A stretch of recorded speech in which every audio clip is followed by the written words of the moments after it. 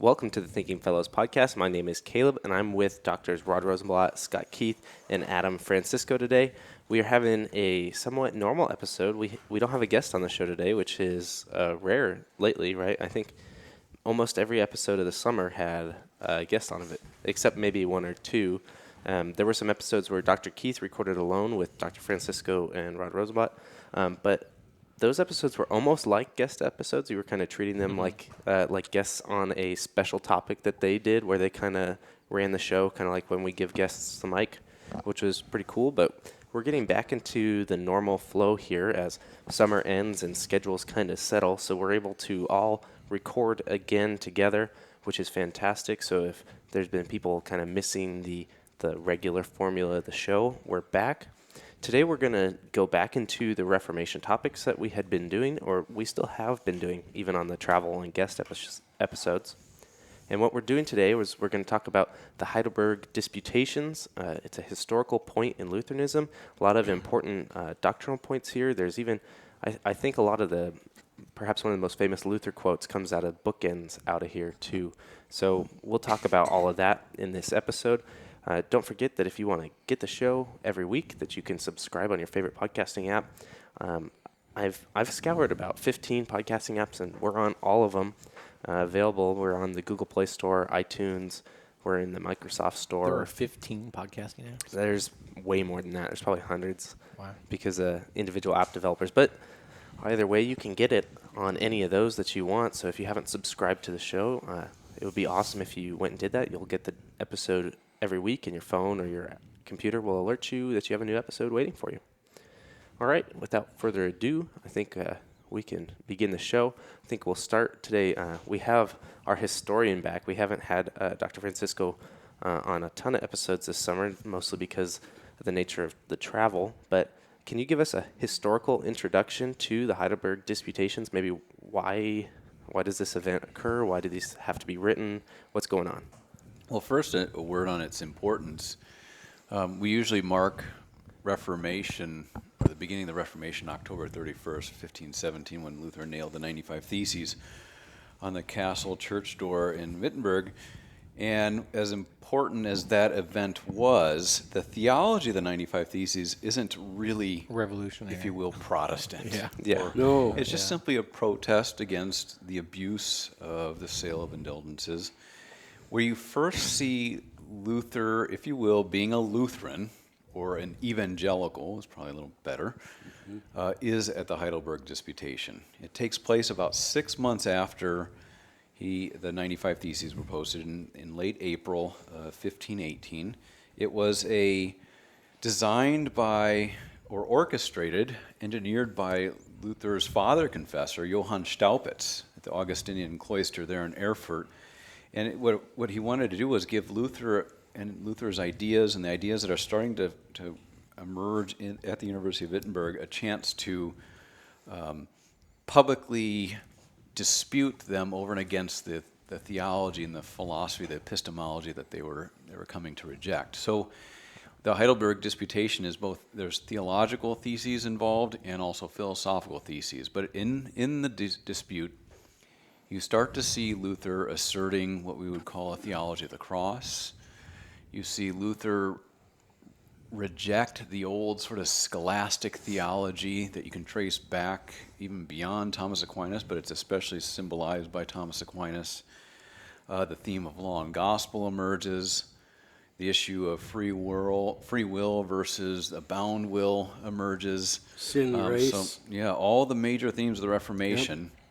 With the exception of sola scriptura, that's sort of assumed.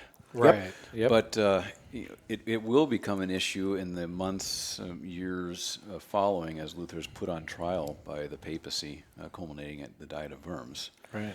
But I think, again, Heidelberg is sort of where we actually see a real reformational theology emerge in a very public way, or at least a way that's public for the early modern period. And fairly early in the game. Yeah. I mean, a lot is going to happen following this.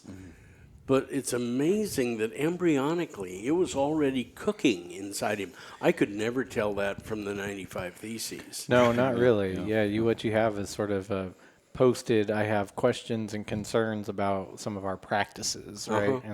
And you can get it a little bit on the objections to indulgences based on the fact that, of course, one cannot be saved through these things, but nothing as explicit as what you get in the Heidelberg Disputations. Yeah. Another point, too, just historically speaking, it's at Heidelberg where other members of the Augustinian order hear Luther and his theology for the first time, and it begins to, you start to see the Reformation emerging outside of Wittenberg, down in southern Germany. Correct. Martin Bucer is the Bucer big was name there. there. Yeah. So you could say it's the catalyst for the Reformation outside of northern Germany. What else? There's some other major themes or.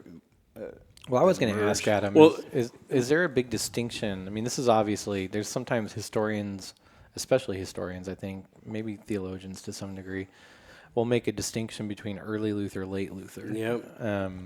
This is obviously, even by anybody's count, this has got to be early Luther, Yeah. right? 1518 is only, Yeah. it's less than a year after the 95 Theses. Is it, I mean, what do you think about that distinction in general? I mean, your entire doctoral work was on Luther and sort of looking throughout the years as he spoke to a particular issue, obviously, but still, what do you think about that distinction? And because there's some hard-hitting stuff in this. I mean, even the first one, the law of God, the most salutary doctrine of life, cannot advance man on his way to righteousness, but rather hinders him. There'd be some theologians, especially, who would argue that Luther softened on that in his later life, and that there's a early Luther, late Luther distinction there. Well, first, going back to Dr. Rosenblatt's comment about how this is early on in Luther's career, there is a long, you could find it probably in almost any Luther biography. There are debates over when Luther actually became the evangelical. When he got it. Yeah, and I think you could argue it's at least 1518. Some people will put it back earlier, but I think when you actually have evidence for it, that Luther's actually turned a corner, and he's heading straight towards the theology that he will develop later on. It's at Heidelberg. Yeah. Now, is there a distinction between early Luther and a later Luther, where Luther changes his mind on things? I don't know that. Certainly, Luther develops. Everybody develops. Yes. I do think that the differences you see in later Luther are him becoming more practical. More pastoral, maybe? Well, more pastoral, but also, like, for example, with the two-kingdom doctrine. Early on, he asserts, there's two realms in his, I think it's 1520, 1521 letter to the German nobility. He asserts that true Christians need no government, right? And then shortly thereafter, you have the big Munster debacle and all these Anabaptist excesses. And so you'll find Luther later on adding to his two-kingdom doctrine or refining it. So the differences are him refining his doctrine, and early on he's working as kind of an abstract scholastic theologian, if you will, of a particular stride of the Via Moderna. And when all of a sudden his teachings actually have real-world implications, then he finds that he's got to kind of add a bit of nuance to it, refine the doctrine a bit more. So later on with the teaching on righteousness, for example, he, through antinomian disputes, public and private, he has to address the issue of the law later on, because there were real bona fide antinomians running around. So it's not that he's changing his mind, he's just adding to it. Responding. It's more, I don't like the term because liberals use it, but nuance to it. Yeah. So, Well, another thing that I think is worth noticing here, this early, in the Heidelberg Disputation, he's undercutting the whole business of merit.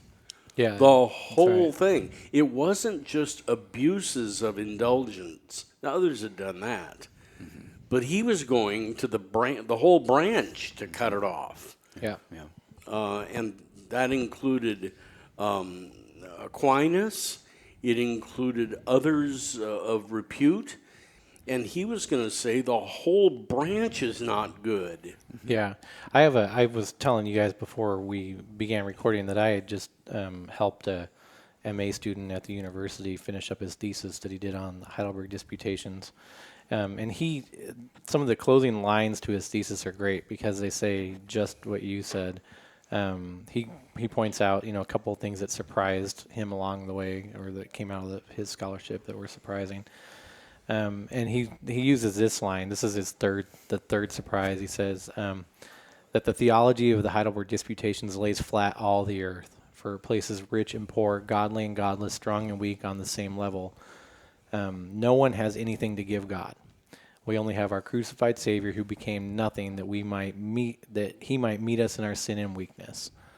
I thought, that's absolutely, when you read the disputations, that's one of the things that happens, is everything is laid bare here. And it's why it's such a powerful little set of propositions, is because, and that's all it is. If our listeners aren't familiar with it, it's simply just 28 sentences, really, that lay out various propositions open for debate, and they're just written in that style. It's so hard hitting. Yeah. I don't know what thesis it is. You've got them in front of you, so maybe you could find it. But where he makes a distinction between theology done in an a priori way versus an a posteriori way. I mean, he really does change the method of doing theology and the focus of theology from the a priori assumptions and speculation. Speculation of the scholastics, where the marker of truth in theology is its coherence. Yep. To a theology that's done a posteriori, after the things revealed by God, right? That starts from the groundwork of the cross, and that's revolution. That's theologically revolutionary. Changes everything. Otherwise, Yeah, I mean that's the reality, is that what comes out of this, what eventually develops in Lutheranism, is that there's, I think we're talking about it in the next episode, right? Faith and reason is an acknowledgement that everybody uses reason when doing theology, but the question is how so? Yep. And what role does it play? Is it one where reason is being sort of imposed and preconceived? Even in a lot of Luther's writings, even when you get the idea that philosophy is, the devil's whore or something like that, really the idea is philosophies, right? Or a particular ideal set of ideals or a system of philosophy being imposed on the scriptures. Yep. Is not workable. This is the revelation from God, and if we approach it, we have to approach it from the ground up, inductively, and see what it actually says before we make conclusions about what it says. Yep, that was not exactly what characterized scholasticism. No.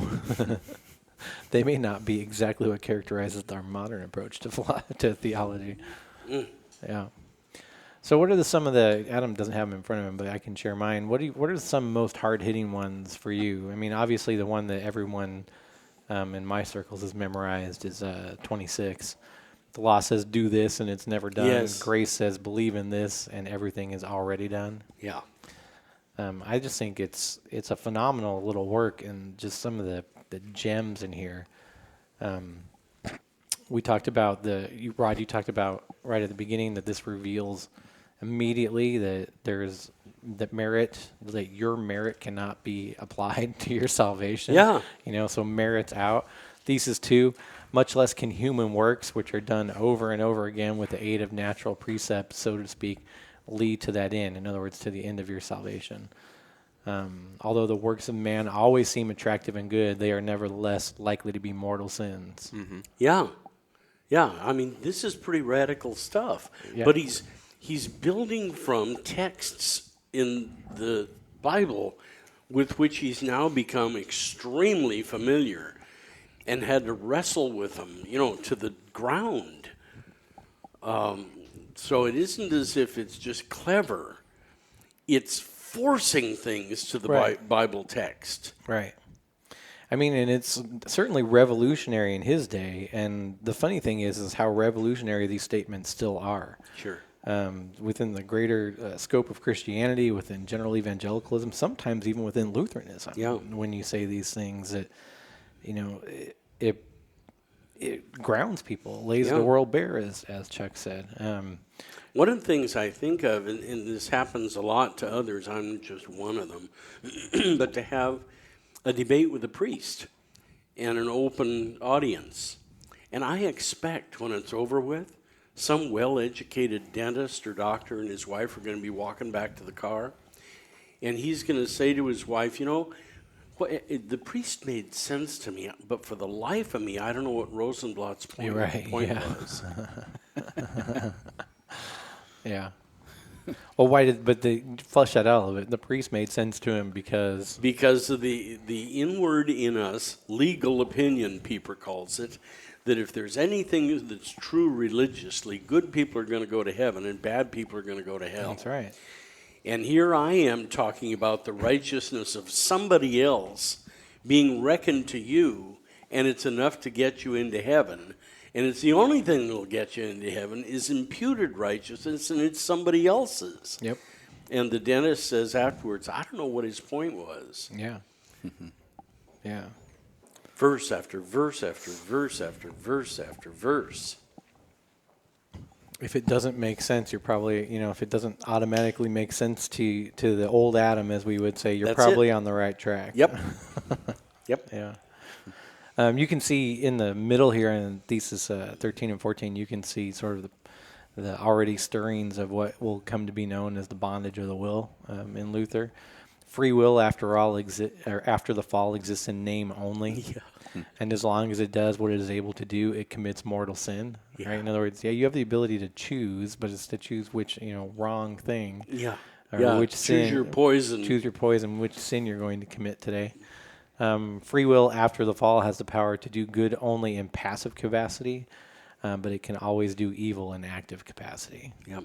I mean, that's just mind-blowing. Nor could free will remain in a state of innocence, much less do good in an active capacity, but only in its passive capacity. I mean, it's just mind-blowing stuff. It's great because it's I don't know, you're always looking for like good Reformation quotes or good Luther quotes, right? And you always find paragraphs, and here you're right, you just get these little Sentences. perfect little sentences to drop, which is nice. But Kind of reminds you of Montgomery's Tractatus. yeah, kind of does. Yeah. Or other way around. Tractatus kind of reminds you of this. So Adam, breaking in history here, what's the next step after this? Because this is, the 95 Theses maybe got him a little bit of attention and got him in a little bit of trouble, but this has to be more groundbreaking than that.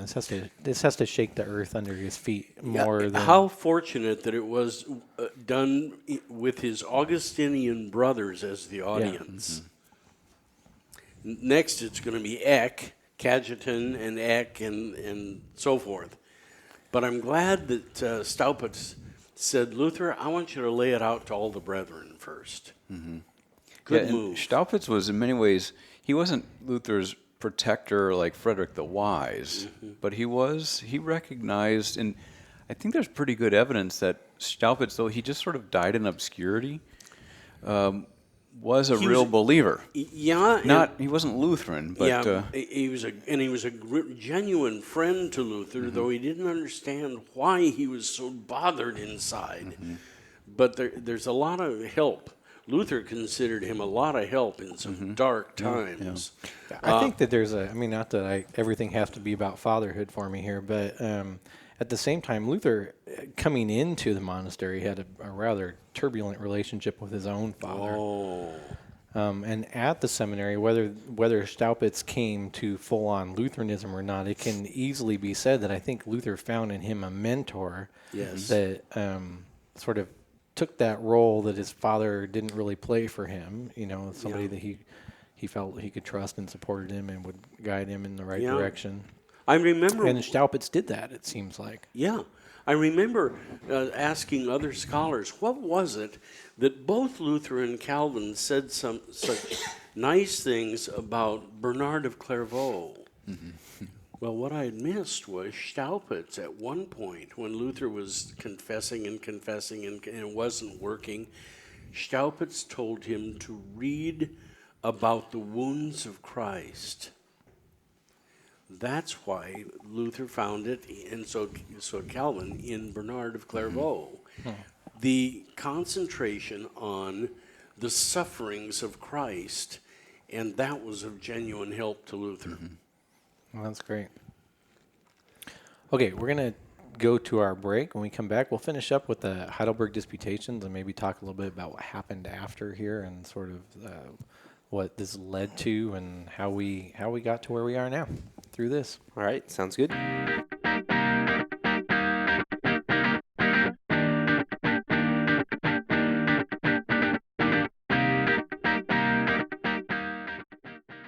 Welcome to our break.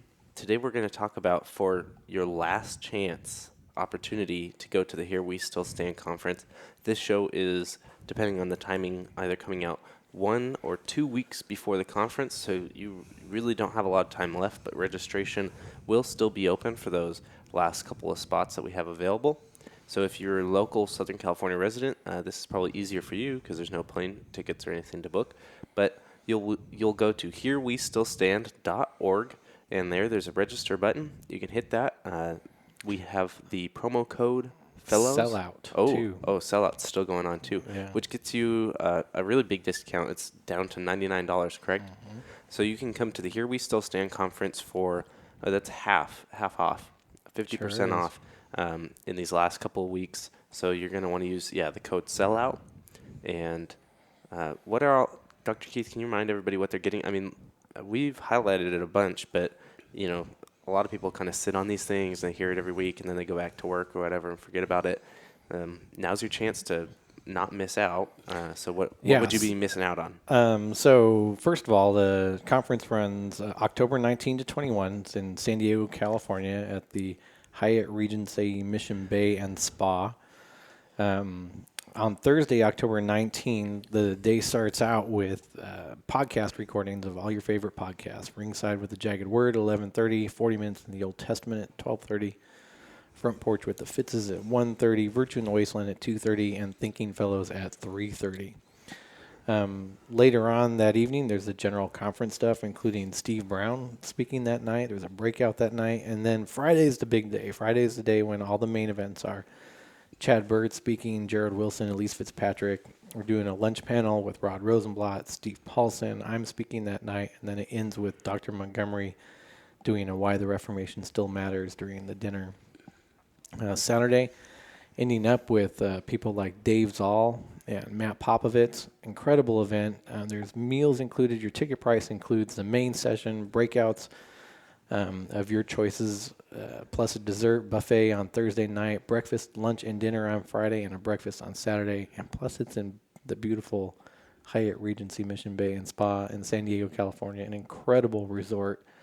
You can still book your room through the link on the Here We Still Stand site. You can still register on the Here We Still Stand site. And I encourage people, if you're anywhere in the area, if you can at all make it, even for one of the days, you should really try to. It's herewestillstand.org, October 19 to 21 in San Diego, California. Yeah, I mean, if you can only make it, Saturday because you work Friday and you have family commitments on Sunday and things like that, the $99 is really, you're still getting a lot for it. Most conferences, I just wanted people to get a reference. Most of the conferences that we look at going to for the podcast and things like that, are up to $500, $600 attendance prices, and then last-minute tickets usually don't go down to $100. They usually go up to $1,200 plus for a 3-day weekend conference.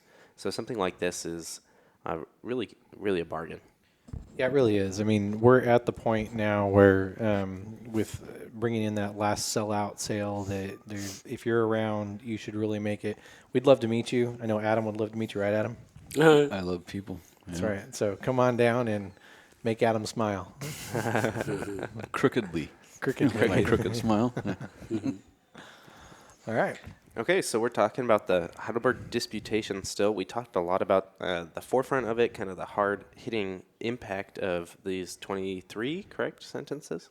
No, 28. 28 sentences. And so you wanted to talk about kind of the response, right, to this and where it puts Luther. Well, yeah, I mean, in the context of things here, again, this is really early. This is prior to 1521. 1521 is when Luther goes to the Diet at Worms, and that's where after that point in time, it's fair to call him an outlaw after 1521, right? He's condemned. Yeah, he's under the imperial edict. He can be Heretic and an outlaw. he was a heretic and an outlaw. He can be arrested. He can be Shot on sight. Shot on sight. And so prior to 15 or after 1521, his movements in a lot of ways are limited to those areas where he could be under the protection of his elector, or when he's given safe passage for something or something like that. But this is, in my opinion, the Heidelberg Disputations kind of start the cascade, much more so than, again, the 95 Theses, which we tend to celebrate, because what he's putting forth here is a positive theology that flies in the face of the Roman system of merit and semi-Pelagian helping God out to earn your salvation. And there's just thesis after thesis after thesis attacks that concept. And he doesn't stop for there. I mean, Adam was talking at the break over the disputation against scholastic theology, which goes against really the system under which Rome is operating at the time. Within 3 years of this, you're going to have Luther publish his famous 3 treatises, the Address to the Christian Nobility, the Babylonian Captivity of the Church, and on the Freedom of the Christian Man. I have a question. Yeah. So we talked about that this is significantly different from 1517, 95 Theses. What transitions Luther here in these couple short years? What is the change from, upset about, impious practices within the church to radical reformer?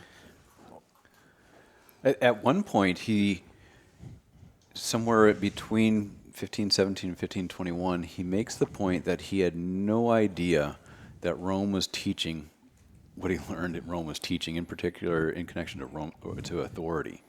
Like, he had no clue when he started to assert that the Bible is the only real authority that can bind consciences. And Rome pushes back. 1518, there's a dialogue that a Roman theologian published that asserts that it's not just the Bible, but it's the Pope speaking from his office, who cannot err. Luther receives that and expresses amazement that that's actually what's being taught. So some of it's the pushback from the Pope, and the pushback Luther, up until 1521, it forces Luther to go back and do more research. Yeah, and he has to read more history. Yeah, he discovers The Pseudo-Isidorian decretals. Is that when he ran into them?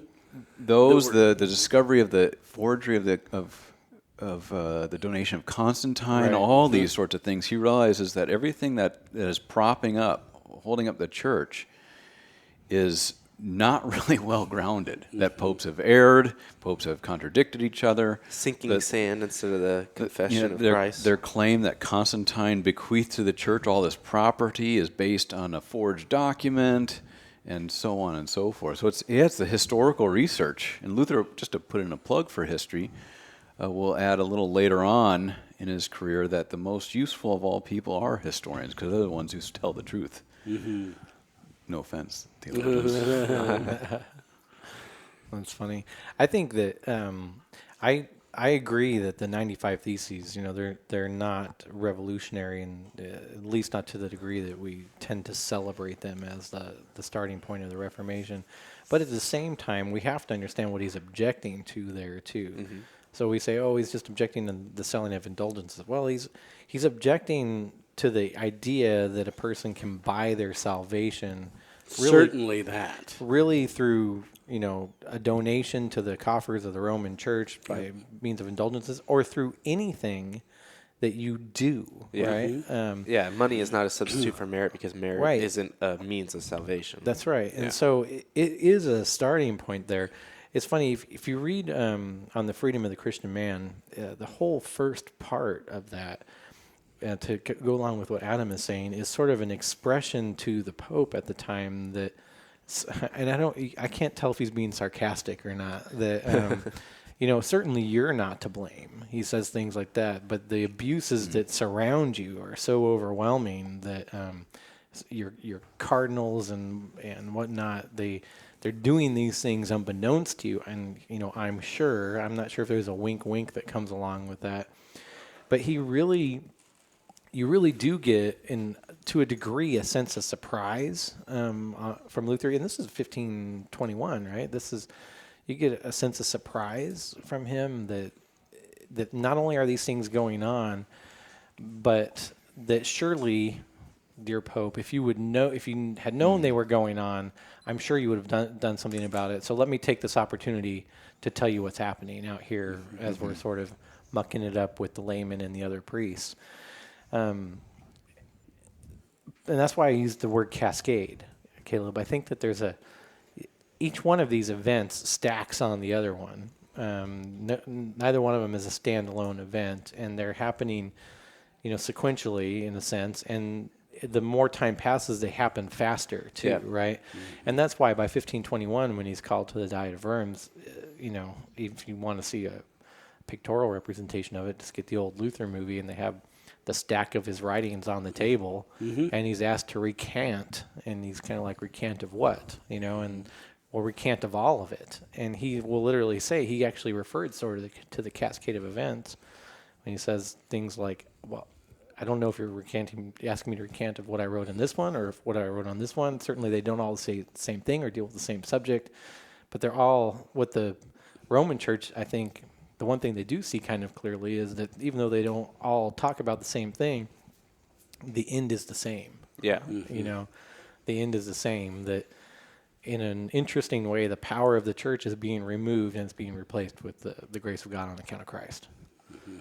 And whether that's a development, whether it's sort of a groundswell, whether it's a cascade of events, whatever, the end result is that surely by 1521, he's on a pretty solid track towards the same end. Yeah, and it's these themes in here that we then continue to see through some of the more unified works, like in 1530, the Augsburg Confession and the Apology and things like that. Well, if you think of it this way, again, the year that the Diet of Worms occurs is his first year that Melanchthon puts out the first edition of the Loci Communes, which literally takes these maybe disparate thoughts, all pointed in the same direction, and systematizes them into one thought, where it's based on the book of Romans, working out the history of the salvation of sinners systematically and topically. And Luther sees this in 1521, and he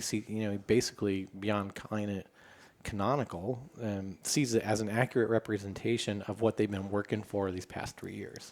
Mm-hmm. Maybe not as systematically, but definitely what they've been working for. Well, you called it a book let down from heaven itself. Right. Another thing that I think all of our listeners already know, but it's still worth mentioning. In one of his prefaces to Pope Leo, he says to him that there have been other reformers, but primarily they were moral. Right. And he said, I'm going to go down to the tap root of it all. The problem's in the doctrine. Right. Well, that's what he gives Erasmus credit for in the freedom of the will, too.